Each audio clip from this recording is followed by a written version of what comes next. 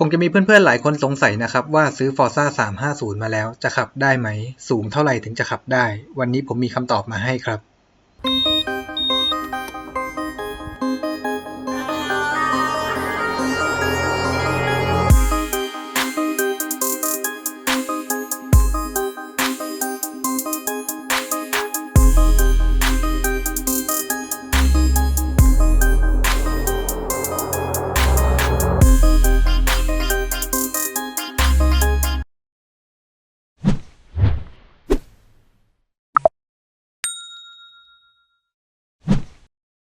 สวัสดีครับกลับมาพบกับผมอีกครั้งในช่อง Motorism นะครับเพื่อนๆอาจจะสงสัยว่าสูงเท่าไหร่ถึงจะขับ Forza 350 ได้นะครับวันนี้ผมมีคำตอบมาให้เพื่อนๆแล้วครับก่อนอื่นเรามาทำความรู้จักกับเจ้า Forza 350 กันก่อนนะครับ Forza 350 นะครับมีความสูงจากพื้นถึงเบาะ780มิลลิเมตรหรือว่า78เซนนะครับซึ่งตัวเบาะนั้นมีขนาดกว้างนะครับตรงเบาะคนขับมันมีขนาดค่อนข้างกว้างนะครับทำให้คนรูปร่างเล็กๆอย่างผมนะครับเวลาเราขึ้นไปนั่งเนี่ยมันเลยต้องกางขามากกว่าปกติทีนี้ผมจะมายืนลองเทียบให้ดูนะครับว่าผมสูงเพียง168เซนนะครับความสูงของเบาะเมื่อเทียบกับตัวผมแล้วจะอยู่ช่วงต้นขานะครับเกือบถึงเอวผมทีนี้ผมจะมาลองค่อมให้เพื่อนๆดูนะครับว่าตำแหน่งในการวางเท้านะครับเมื่อเราขึ้นไปนั่งแล้วนะครับตำแหน่งเท้าเราจะอยู่ตรงไหนนะครับอันนี้ผมใช้วิธีการสไลด์ก้นมาด้านหน้านิดนึงนะครับแล้ววางขาด้านที่เราถนัดนะครับจะเป็นด้านซ้ายหรือด้านขวาก็ได้นะครับก็จะวางได้เต็มฝ่าเท้านะครับส่วนเทคนิคในการช่วยประคองตัวนะครับประคองตัวรถเราก็ให้หักแฮนด์ไปทางด้านขวานะครับเมื่อรถเราตั้งตรงก็จะช่วยให้เราประคองรถได้มั่นคงมากขึ้นนะครับลองมาดูกันอีกครั้งนะครับขึ้นรถไปหักแฮนด์ด้านขวานะครับเตะขาตั้งขึ้นเห็นไหมฮะเท้าผมจริงๆแล้วจะลงไม่เต็มฝ่าเท้านะครับแต่ทีเนี้ยผมใช้วิธีการสไลด์ก้นขึ้นมาเอาขาที่ถนัดนะครับมาวางลงไว้ก็จะได้ขาข้างใดข้างหนึ่งครับมันเต็มฝ่าเท้ามากที่สุดนะครับทีเนี้ยเราก็จะมีฐานของขาเราเนี่ยให้มั่นคงทีนี้ผมยืน2ขานะครับเห็นไหมฮะอยู่แค่ปลายเท้านะครับส่วนตัวก้นผมกับตัวพนักพิงเบาะนี่คืออยู่ค่อนข้างห่างนะครับซึ่งผมเป็นคนตัวเล็กนะครับเลยต้องสไลด์ไปด้านหน้านิดนึงนะครับเพื่อจะให้ขาเราลงมาถึงนะครับซึ่งเทคนิคนี้ผู้หญิงหรือว่าผู้ชายตัวเล็กๆนะครับก็สามารถนำเอาไปใช้ได้นะครับทีนี้เรามาดูเรื่องการวางเท้ากันบ้างนะครับว่าตำแหน่งวางเท้าเราจะอยู่ประมาณไหนนะครับขึ้นไปนั่งนะครับเนี่ยนะครับถ้าผมดันก้นไปถึงตัวพนักพิงเบาะนะครับวางเท้าประมาณนี้เห็นไหมฮะก็ขับได้สบายๆครับแขนก็ไม่ตึงมากไม่หย่อนมากครับอยู่ในระยะการควบคุมได้ดีนะครับซึ่งคนตัวเล็กก็สามารถทำได้นะครับอันนี้เหยียดเท้าไปด้านหน้านะครับเพื่อพักนะครับเห็นไหมครับดึงให้สุดเลยสบายครับสูงแค่168ก็ขับได้ครับไม่มีปัญหาครับก็ใช้เทคนิคอย่างที่ผมว่านะครับทีนี้ฮะตำแหน่งของชิลนะครับอันนี้จะเป็นตำแหน่งชิลสูงสุดนะครับลมที่วิ่งตัดผ่านมาก็จะอยู่ประมาณเหนือหน้าผากนิดหน่อยนะครับ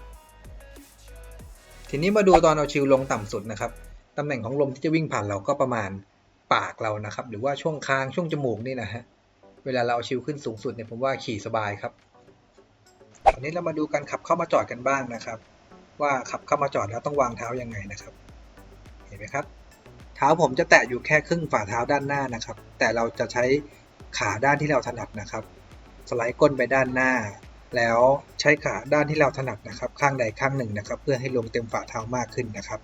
จากนั้นก็เอาขาตั้งลงนะครับลงจากรถได้ครับนี้ก็มาดูการเอาขาตั้งคู่ขึ้นบ้างนะครับว่าจะใช้เทคนิคอย่างไรนะครับก็ขั้นแรกก็เตะขาตั้งข้างขึ้นเหยียบตรงแป้นขาตั้งคู่นะครับแล้วดึงมือจับกันตกขึ้นมาตรงๆเลยนะครับพร้อมกับเหยียบแป้นขาตั้งคู่ลงไปนะครับมาดูกันอีกครั้งนะครับเหยียบแป้นขาตั้งลงนะครับพร้อมกับดึงที่มือจับกันตกนะครับต่อมาก็จะเป็นการถอยรถกันบ้างนะครับก็ให้เราเอามือข้างซ้ายไปจับที่แฮนด์นะครับแล้วก็มือขวา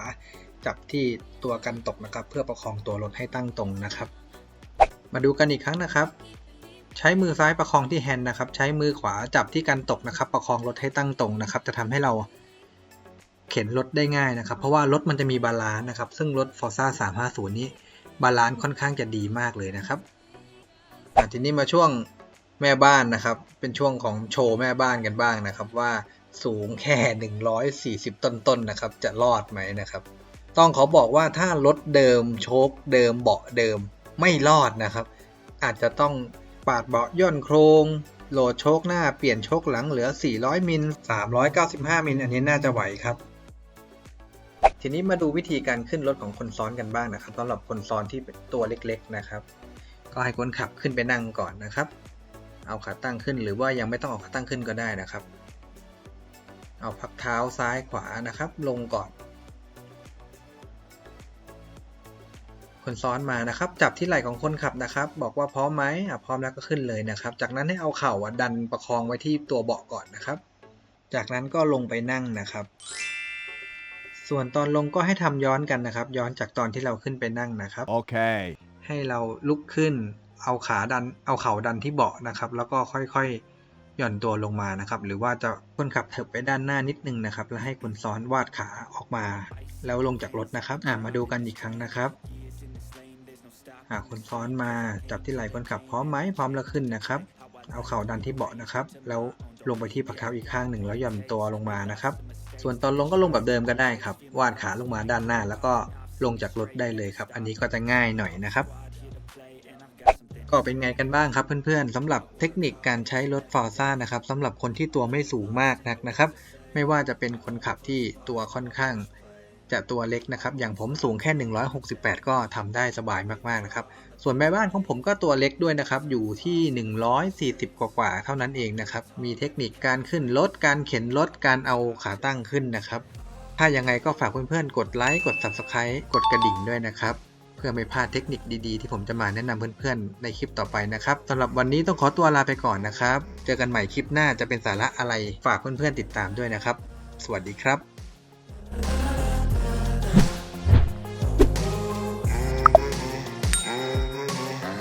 6 a.m. and I'm up again. I got